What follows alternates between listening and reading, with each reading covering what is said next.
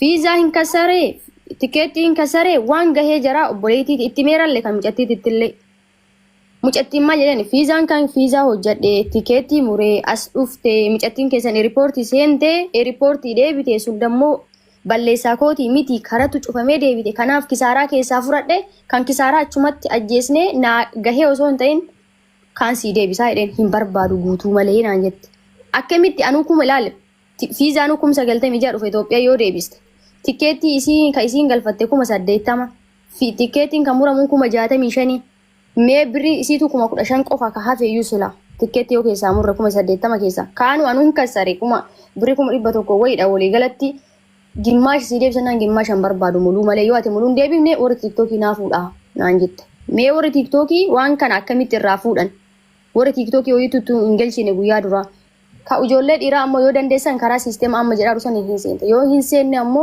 mallaqa keessan kan fiizaa kan kisaaraa keessaa murree kan 1550 isin deebisa deeran kanallee dhaga'uu didanii dhufanii asirra mammee akkam godhan asli tora waan gaafii qajeela wayii waan nama hundaafuu ifa ta'u waan adeemsallee isin midhaasu fakkeenyaaf wanni amma viizaan Dubaayii kun ka dhaabbate dhiyeenya kana birriin bara 2024 Dr. Biiftuu biratti galee hanga ammaa namaa viizaa hin hojjetin mallayni isii bira jiru ka dhufanii liivii irratti himatan ka viidiyoo ragaa amma dhageessisuu dandeenyu bira jira ayyee viizaan kun eega kamiillana badu ta'e ka bara sanii hoo akkam ta'e hagadhaa birriin kun si bira ture Dr. Biiftuu nama hundaafuu yoo na bira hin jiru jette sagalee si dhageessifna kunoo sagaleen jira.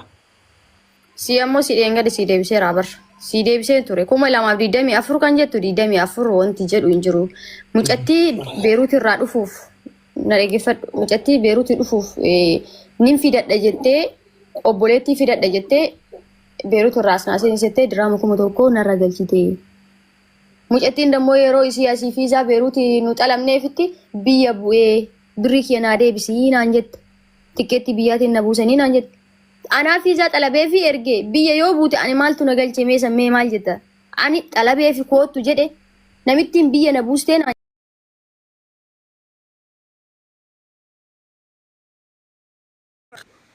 si jaaladha as yaa hunda keessanii jaaladha nageenya jiraadha amma isi yaa tagalee himattu kootu piikcharii qabna nu irra guddaa koottaa seenaa warri thank you so much dirribee jirtaa jala dirribee sheer godha yoo jiraatte miliyoona tokko tuqaa jaa namichi si nyaate kootti seena yoo jiraatte kooseen amaleen rasiit irra maqaan jiru ka warraati ka biyyaa piikcharii irra si guuruu as dhiyoo maqaa himan na guddifta okay raattuu jechuu na eega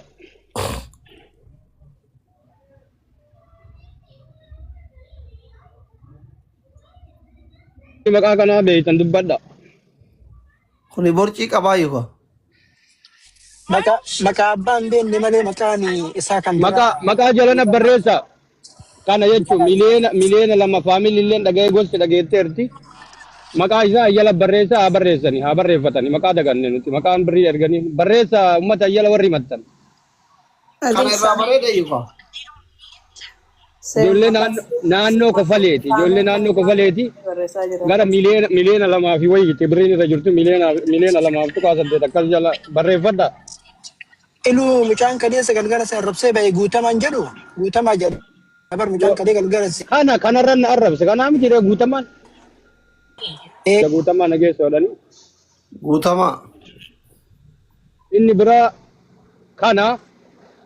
kanallee gosti beeytee jirti faamiliin beekamee jira maqaa isaa barreessaa jalatti koottaa himadhaa warri fiddanii dhuftan nuti birrii ittiin ergame qofa beeyna maqaa dhugaa isaa jara ganaa soquu qabna keessa deemne rasiitiin na bira jiram guutamaa Kadiir Baameeti mucaan awwala guutamaa Kadiir Baame barreessaa kana oo namni beeytan warri birriin isin jalaa fudhatu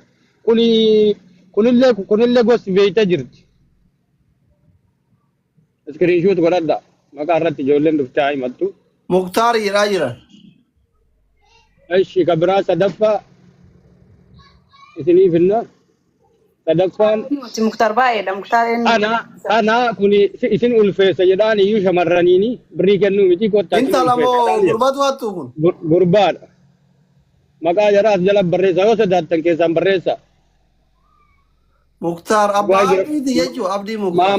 Maamushee jedhan kun maamushee jedhanii jedhaa jiranii Sani asli. maamushee jedhan. Qabadhaa namni haa baratuuf kasirra finnu. Saadam Warroota bira- Maamushee. Saaddam amaan jedhaa jiran. Eshi. Saaddam amaan jedhaa jiranii isin keessaan gaafannaan isin ulfeessaa birrii maal kenna jedhee uummata arrabsee ijoollee arrabsee ture. Inni biraa isinii finna. Eessa intalattiin takka Kun hundi ijoollee maarsiiti hattoonni. isa biraati. Bada aarsii yoo bakkatti hattuu taate saaba. Inni biraallee kana kunillee Samira Gaaroo ka jedhanii barreessan. kunillee nutti matanii guddisii ijoollee jimmaati. Maa irraa balleessitan. Hin balleessine hin balleessine.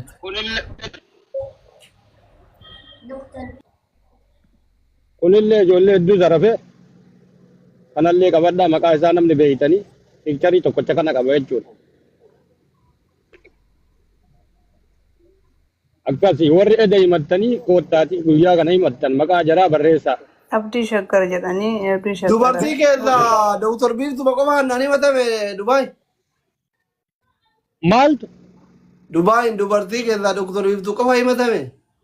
Hin jiran malee gadi galta kanu beeynu. Amma kamman arginu dubartii. Hin jirti koo hin fida. Tunillee intalli kuno. Eega kabiraallee. Yoo isii takkitti taate dhiisa fi abbo. Garaan nyaatti. Baay'ee doktor baay'ee shamarri baay'ee lakkoofsan qabdu. Ya tata ibade. Ilu kama ti Inni biraa sana namni beeytan. Inde. Kunillee hattu. Akkam jiru. Kunillee namni beeytan. Okay. Ammallee keessaan ergaa jiranii. Ilu si erge kama si erge sari le kagaf kani kabirri kumo. Maa sodaattaree itti nimtooti maa bira teette qawwanii Si erge jira dengkata si nagarre ma. Anaan biraa laalaa duuba deebee laalaa jira. Rizqii Junaydii jedhanii maqaan isaa asirratti kabarraa jiru.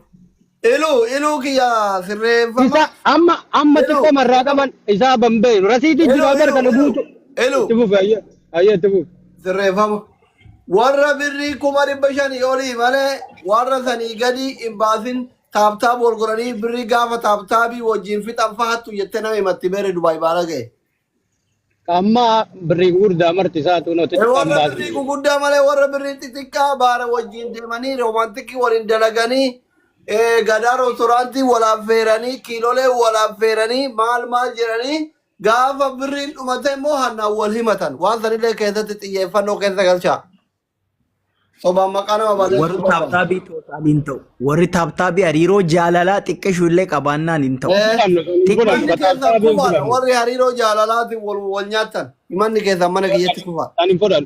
Inni biraa asli dabalata bakka takkaan biftee warroota amma himatan sanniin ol galchitee anamma wanni kan hime kunni rasiitii jira na erganii jechuudha.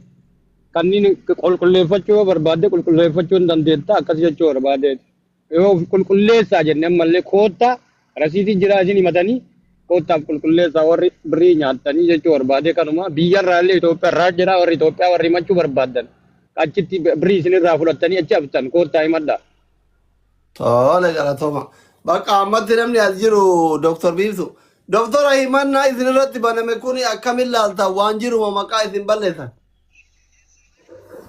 Assalamu alaikum. Waalaikum assalaam. Jirta akkam?